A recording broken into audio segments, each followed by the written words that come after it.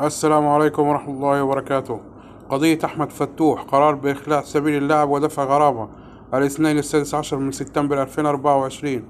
قالت محكمة جنايات مطروح الدائرة الثانية جنايات اليوم الاثنين السادس عشر من سبتمبر 2024 إخلاء سبيل الظهير الأيسر أحمد فتوح بكفالة قدرها 50,000 جنيه في قضية القتل الخطأ والقيادة تحت تأثير المخدرات. وقررت المحكمة تأجيل النظر في القضية حتى 22 من أكتوبر المقبل، التي يواجه فيها لاعب الزمالك تهمتي إحراز مخدر الحشيش بقصد التعاطي والتسبب في وفاة أمين الشرطة أحمد السيد بعدما صدمه بسيارته أثناء قيادته بسرعة جنونية تتجاوز السرعات المقررة بالقرب من مدينة العلمين بالساحل الشمالي.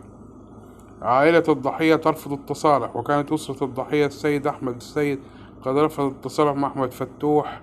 وأكد محمد مجني عليه شنودة محرم أن الأسرة لا تفكر في العفو على المتهم أو التنازل عن القضية، خاصة بعد الاستهتار الذي تسبب في وفاة أمين الشرطة بطريقة بشعة وتسببت في تقطيعه لأجزاء لحد تعبير ابنه المتوفي.